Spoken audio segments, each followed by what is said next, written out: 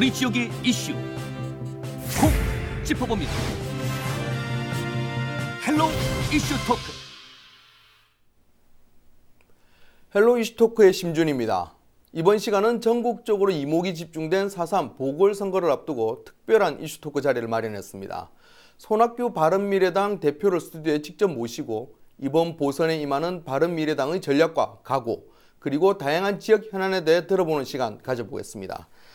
예, 손학규 바른미래당 대표 스튜디오에 나오셨습니다. 안녕하십니까? 예, 안녕하십니까? 네. 여러 일정으로 바쁜 와중에 이렇게 시간 내주셔서 고맙습니다. 아, 이렇게 불러주셔서 고맙습니다. CJ 헬로 경남 방송 아주 시청률도 좋다고 하고 좋은 프로그램 많이 만든다고 들었습니다. 고맙습니다. 예, 이번 4.3 보궐선거 맞아서 바른미래당이 이번 선거에 임하는 여러 가지 다양한 이야기들을 좀 전해주시기 바랍니다. 네. 예, 먼저 첫 번째 질문 드리겠습니다. 지금 현재 가장 주목을 받고 있는 게 이번 선거를 앞두고 각 당 대표들의 파격적인 행보입니다. 지금 손 대표님께서도 지금 창원에 오랫동안 거주를 하시고 지금 선거에 집중하고 계신 걸로 알고 있습니다. 또 특히 손 대표님께서는 손다방이라는 이름으로 지금 지역 네. 민심을 계속 만나고 계시지 네. 않습니까? 네. 다녀보시니까 어떻습니까? 커피는 많이 팔립니까? 아, 그럼 커피는 아주 인기입니다. 네. 커피, 코코아, 날씨가 차고 음습하고 그럴 때는 코코아들 많이 드시고, 네. 둥글레차, 믹스커피, 최근에는 쌍화차, 생황차, 이런 것도 해서. 그런데 이제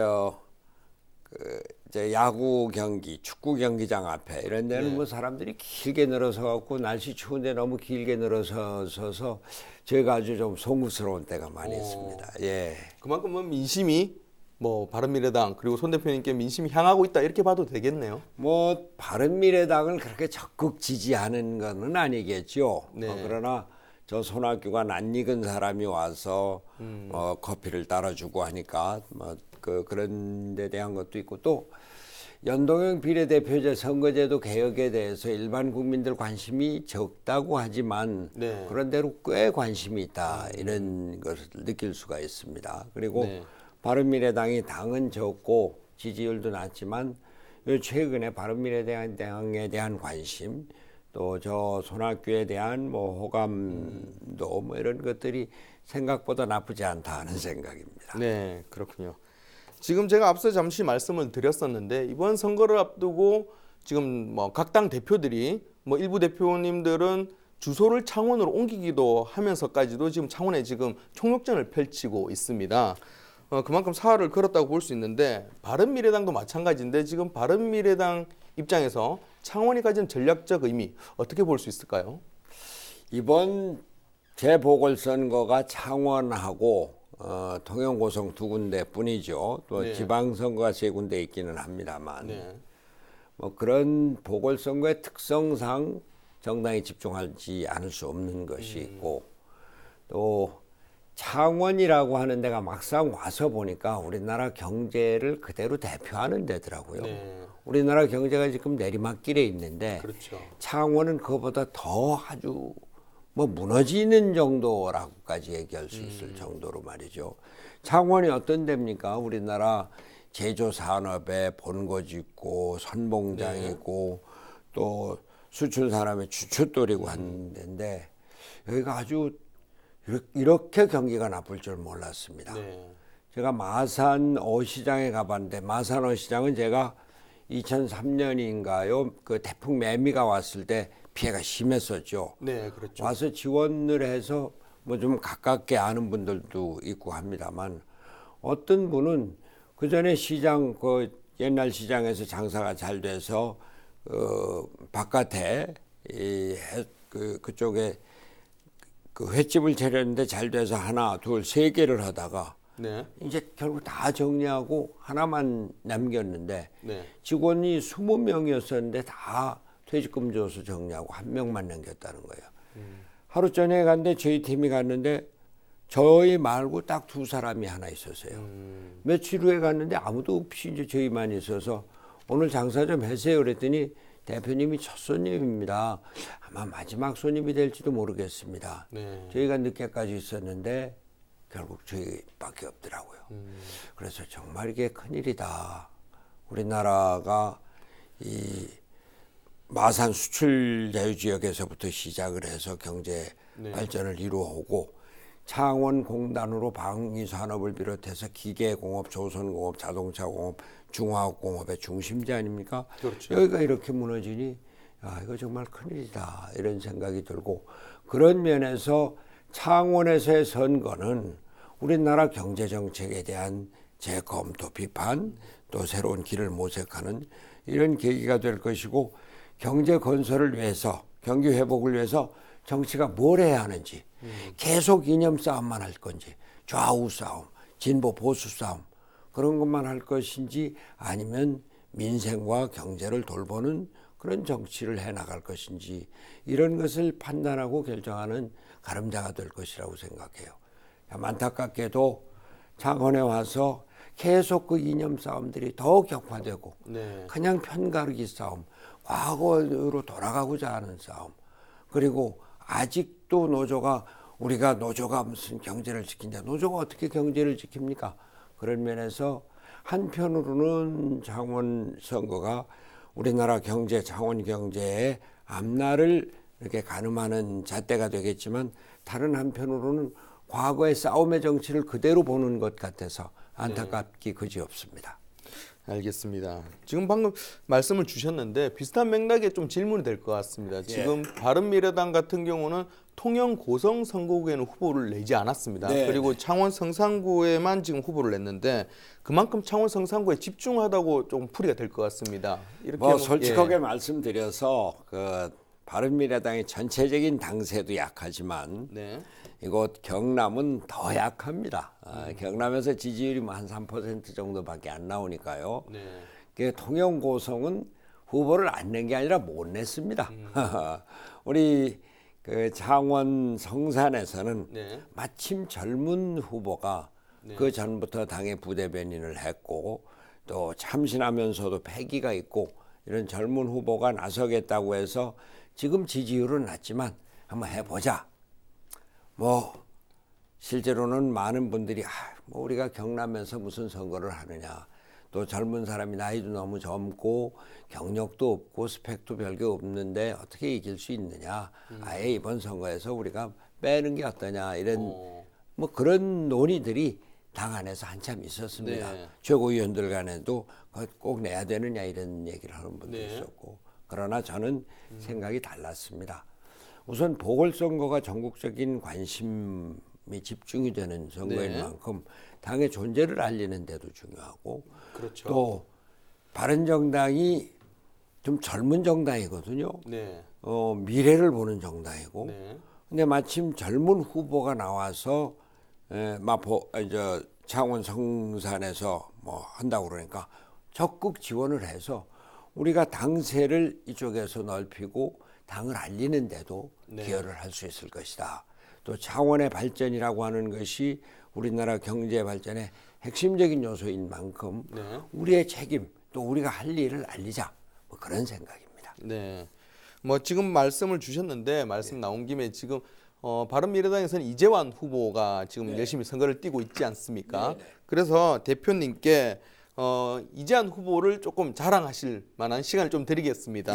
지금 대표님께서는 젊고 새로운 후보 이재환 후보를 뽑아달라고 계속 외치고 다니시고 계신데 이 후보가 다른 후보에 비해 이것은 월등히 낫다라고 내세울 만한 점이 있다면 조금 소개를 해주시죠. 우선 젊습니다. 이재환 후보가 지금 38세인데요. 어떤 분들은 너무 젊지 않느냐? 아닙니다. 우리 좀 다른 얘기입니다만 JP 김종필 씨가 중앙정보부장 할 때 36살이었었거든요. 나라를 지고 힘들었습니다. 물론 북한의 김정은은 지금 35세도 안 됐지만 말이죠. 젊다고 하는 것은 그냥 사회적인 경험이 낮다는 것에 그치는 것이 아니라 새로운 것을 과감하게 담대하게 뚫고 나갈 그런 패기가 있다는 얘기이기도 합니다. 근데 바로 이재환 후보가 그러한 패기와 열정을 가졌어요. 그리고 이재환 후보가 창원에 대한 애정과 또 사명감이 남다릅니다. 이 사람이 네. 창원에서 태어나고 중고등학교, 고등학교는 마산고등학교 나오고 네. 대학도 창원대학교 나오고 그러면서 여기서 개인 사업도 하고 그러면서 우리 창원이 나는 창원이 정말 자부심이었는데 우리 친구들 우리 후배들이 떠나고 있다. 왜 이렇게 창원이 이렇게 됐느냐. 결국 그 경제 세계 경제도 문제가 되고 우리나라 경제 전체도 문제가 되지만 정치가 경제를 이끌지 못하고 있다. 그 정치가 경제를 일하는 경제, 일하는 정치, 그 민생을 돌보는 정치로 바꿔 나가야 되겠다. 네. 우리 젊은 사람이 새롭게 창원을 바꾸자.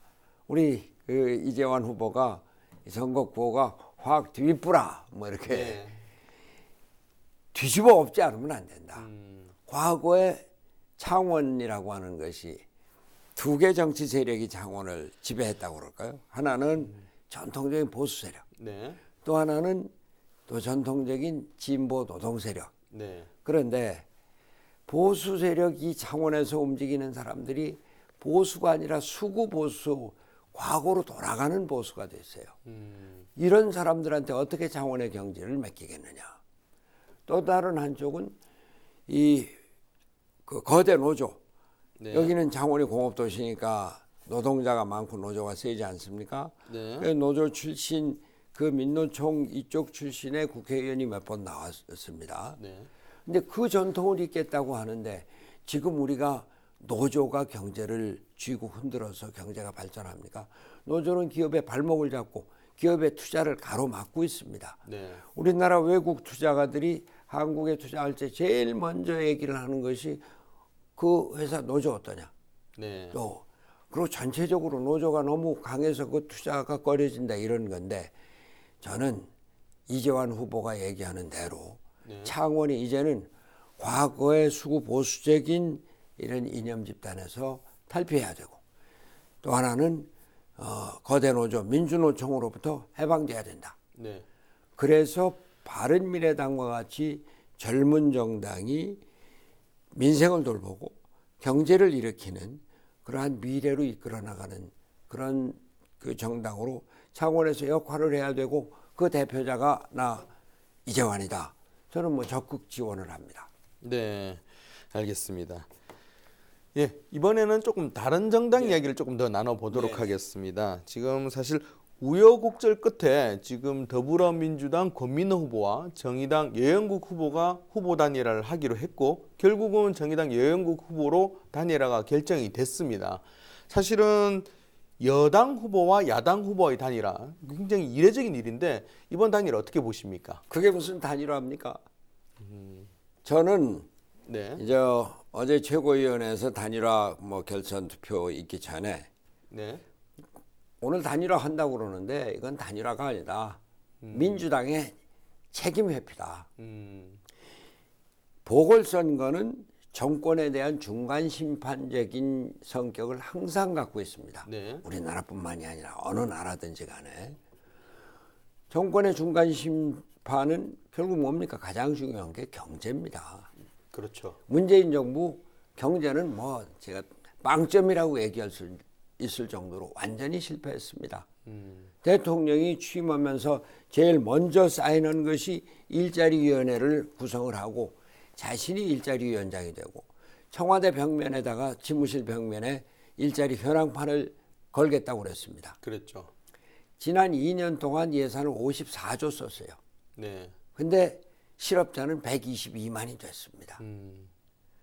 그렇다고 그 소득 격차, 사회적인 불평등이 해소되느냐? 그건 더 가속화돼서 상위 20%하고 하위 20% 차이가 5.47이나 됐습니다. 작년까지만 해도 4.몇이었어요. 확 늘어난 겁니다. 불평등 지수가. 이런 데 대한 국민들의 냉정한 심판을 받아야 되는데 창원 우리나라 경제 중심이고 그 선도지인 이곳에서 경제에 대한 심판을 받아야 되는데 쑥 빼버린 겁니다. 민주당의 지도부가 여기 창원에 한 번이라도 내려왔습니까? 저 중간선거 그 보궐선거 시작되는데 당 대표는 베트남 갔습니다. 뭐 그렇게 중요한 게 있는지는 모르겠습니다만 저는 벌써 한 달 전부터 민주당은 정의당에게 후보를 넘겨준다라는 것을 알고 있었습니다. 네. 그게 민주당의 내용적인 방침이었으니까. 그런데 그거를 당원들에게 뭐 단일화 투표를 해요? 그런 거짓이 어디 있습니까? 이 책임 회피도 책임 회피고 정치적인 이 술수 공작 이제 그만둬야 됩니다. 거기에다가 민주당이 어떻게 정의당에게 단일화를 합니까? 사실 저도 이런 데 대한 책임이 있습니다. 제가 과거 10여 년 전에 민주당 후보를 할 때 네. 민주당이 단일화로 그때 전라남도 순천에서 단일화를 해준 일이 있습니다. 네. 저는 지금 와서 그게 잘못됐다고 후회하고 반성하고 있습니다. 그래도 단일화라고 하는 것이 정책적인 합의를 하고 또 연대를 하고 뭐 이렇게 해야 되는데 지금 이 사람들 정의당이 후보가 되면은 네. 민주당하고 같이 가는 것이 아니라 민주평화당하고 원내교섭단체 다시 구성합니다 이러고 있거든요. 그게 무슨 단일화예요? 저는 무엇보다도 민주당이 이렇게 크게 반성을 해야 하고 창원과 같은 데서 정의당에게 국회의원 자리를 내준다? 앞으로 경제건설에 대한 의지가 없다고 봅니다. 네. 지금 노조가 특히 민주노총이 경제 발전을 위해서 무슨 역할을 했습니까? 그냥 시간 많이 달라, 저임금 높여달라, 뭐 주유수당 달라 그러면서 기업들이 투자하는 걸 가로막고 있고 정부는 그쪽을 이렇게 도와주고 있는데 네. 그거는 정부가 이제 우리 경제 발전하지 않는다. 분배만 계속하겠다. 분배 정의만 강조하겠다. 네.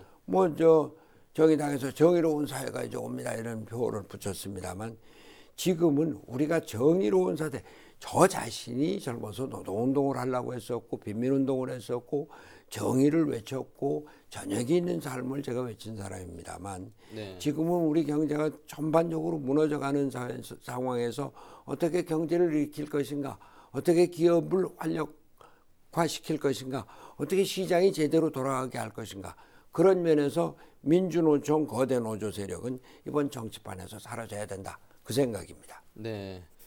이번엔 정치적 이야기를 조금 떠나서 예. 지역 현안에 대해서 정책 면에서 바른미래당 입장을 조금 살펴보도록 하겠습니다. 지금 경남 지역의 가장 큰 이슈 중에 하나가 바로 김해 신공항 입지 문제입니다. 예. 김해하고 부산 지역을 중심으로는 현재 김해공항을 확장안을 백지화하자, 다른 곳으로 옮기자 이런 의견이 점점 커지고 있고요. 그다음에 보수당, 그러니까 자유한국당에서는 지금 원안대로 김해공항을 확장하자라는 주장도 하고 있습니다. 그렇다면 바른미래당은 김해 신공항 입지를 어떻게 해야 한다고 생각을 하십니까? 저는 이 자리에서 그 지역 문제 또 지역 갈등의 문제에 이렇게 관여하고 싶은 생각은 없습니다. 네. 그 어떤 데나 가면은 그 지역 문제를 중앙 정치인에게 이거 어떻게 생각합니까 해서 이제 자기 편으로 끌어들이려고 하는 것들이 있는데 저는 이번에 대통령이 이걸 크게 잘못했다고 봅니다. 이미 그 신공항 문제는 전 정권에서 골치를 썩이다가 한두 해입니까? 그러다가 프랑스의 기관에다가 이걸 맡겨서 양쪽 다 가덕도나 밀양이나 다 네. 경제성이 없다. 그래도 나은 것이 김해 신공항을 확장하는 것이다. 일단 결론이 났습니다. 네. 그걸 이제 오거돈 시장, 부산시장이 와서 이걸 또 다시 한다고 그러는데 중앙정부의 대통령은 이것은 정부에서 그런 객관적으로 국제적인 조사연 기관에 맡겨서 한 것이니 네. 그것을 따르도록 하겠다라고 해야 될 텐데 신공항 문제를 다시 검토해 보자. 그러면서 또 발을 빼기도 하고 그러면서 혼선을 일으키는데 잘못됐다고 봅니다. 저는 제가 전문가가 아니라서 잘 모르겠습니다만 국가에서 그때 만약에 박근혜 대통령이 이걸 그쪽 프랑스 기관에 맡기면서 이걸 김해로 해라 이렇게 지시나 힌트를 줬다면 모르지만 네. 만약에 그게 아니고 객관적이고 과학적인 검토에 의해서 그렇게 됐다고 하면은 그것을 따르는 것이 국가 원수의 뭐 책임 있는 자세가 아니냐 이렇게 생각합니다. 네, 알겠습니다. 이번엔 지역 경제 이야기를 조금 나눠보도록 예. 하겠습니다. 아시다시피 지금 경남 지역은 조선 경기 불황을 비롯한 다양한 이유로 지금 굉장히 큰 어려움에 직면해 있지 않습니까? 그만큼 이제 서민 경제도 어려울 수밖에 없는 상황이고요. 손 대표님은 이런 경남 경제 문제점을 해결하기 위해서 어떤 대책이 필요하다고 좀 보십니까? 우선은 크게는 말이죠. 네. 이 소득주도 성장과 같이 정부가 경제에 일일이 간섭을 한다. 이런 것부터 해방을 시켜야 됩니다. 정부가 세금으로 일자리를 만든다. 이런 철학부터 폐기를 해야 합니다. 시장이 경제의 마당이다. 경제는 시장에서 돌아간다.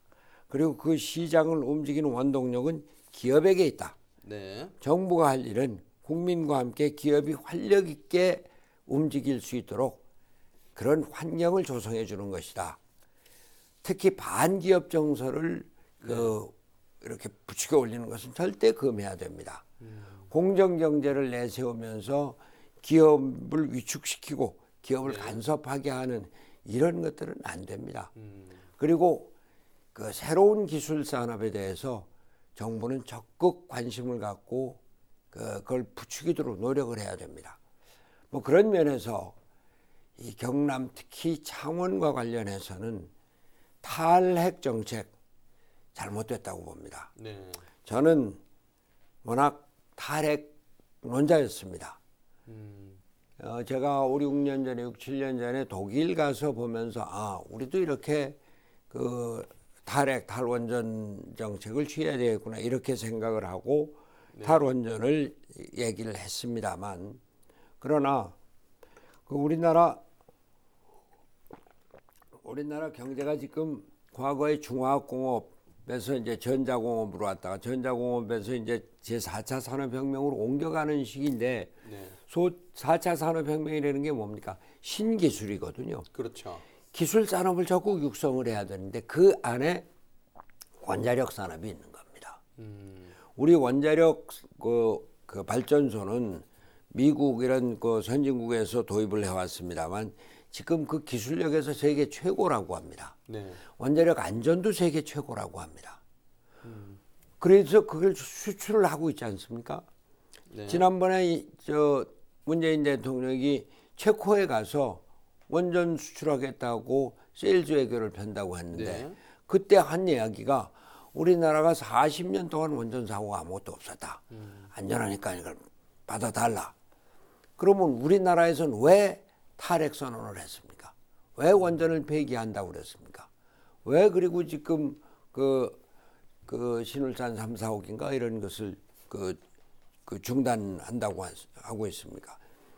바로 여기 창원이 우리나라 원전 산업의 전부 한 3분의 1을 여기서 만든다고 하는데 두산중공업이 있는 그 귀산 그 해변가 아주 거기가 아주 벅적벅적했는데 지금 아주 휑하다고 그럽니다. 두산중공업이 망해가고 있으니까. 그리고 협력업체 300여 업체가 지금 문을 닫을 지경에 있습니다. 저는 탈원전 정책을 재고해 국가적인 차원에서 새로운 기술 산업을 육성한다는 면에서 재고해야 하는데 특히 창원의 경제를 다시 일으키기 위해서는 대통령이 탈원전 포기하고 원전 사업 재개하겠다. 창원 경제 발전을 위해서도 그렇게 하겠다. 기업들 열심히 일해라. 그럼 원전뿐만이 아니라 기업인들이 우리 정부가 기업 활동을 이제 돕겠다는 자세가 돼 있구나. 그러면서 그 창원 일대 경제를 다시 부흥시키는데 큰 역할을 하게 될 것이다. 우선 그런 제의를 합니다. 네. 마지막 질문이 될 것 같습니다. 이번 4.3 보궐선거는 내년 총선의 전초전이라는 인식이 강합니다. 그래서 앞서 말씀드렸다시피 각 당 대표들은 총력전을 벌이고 있는 상황인데요. 바른미래당은 이번 보선에 임하는 각오를 한 말씀 듣고 싶습니다. 저희는 우리나라 정치 구조가 좀 바뀌어야 된다고 봅니다. 좀 아까도 말씀드렸지만 제발 싸우지 좀 마세요. 싸우지 말고 경제 좀 돌봐주세요. 민생 좀 돌봐주세요. 이 시민들의 목소리를 듣기 위해서는 정치 구조가 바뀌어야 되는데 이번 보궐선거에서 창원에서 진행되는 걸 보면 그냥 그 싸움판이 다시 재현이 되고 있습니다. 네. 그리고 정치에 예의가 없어졌어요. 유세를 하는데 그 와서 막 그 상대방이 뭐 빗개 뚫고 뭐 손가락질하고 야유를 하고 말이죠. 네. 근데 우리 싸움의 정치가 왜 이렇게 됐습니까? 대통령 중심제에서 양당 체제로 가는. 네. 대통령으로 집권하면 모든 걸 다 쥐고 있고 네. 아닌 거는 하나도 안 갖고 있으니까 집권하려고 그냥 모든 걸 동원해서 야당은 여당을 공격하고 여당은 야당을 공격하고. 근데 저는 이제 뭐 아까 독일 얘기 잠깐 말씀드렸습니다만 독일과 같이 정치가 안정돼서 경제를 발전시키고 경제의 경쟁력을 세계 최고로 갖고 그러면서 네. 복지국가를 이루고 또 세계 평화에 기여하고 이러려면은 이제 대통령이 아니라 의회가 실질적인 권력을 주고 국민의 뜻을 반영해야 된다. 네. 이제 그래서 그것을 위한 첫 번째 단계가 선거제도 개혁이고 제가 말씀드린 연동형 비례대표제인데 하여튼 다음 선거에서는 우리가 싸움의 정치에서 벗어나서 통합의 정치, 화합의 정치, 연합의 정치 그것이 사실 말하는 협치의 기본입니다만 이런 것을 위해서 우리가 열심히 준비를 하겠다 그런 생각입니다. 알겠습니다. 말씀 잘 들었습니다. 감사합니다. 네, 4.3 보궐선거에서 바른미래당의 선전이 기대되는 이유는 청년 정치를 표방한 건강한 정부 비판 능력의 잠재력 때문입니다. 이런 강점을 이번 보궐선거에서 어떻게 유권자에게 어필할지 끝까지 지켜보겠습니다. 4.3 보궐선거에 앞서 손학규 바른미래당 대표와 함께한 헬로 이슈토크는 여기서 마무리하겠습니다. 시청해 주셔서 고맙습니다.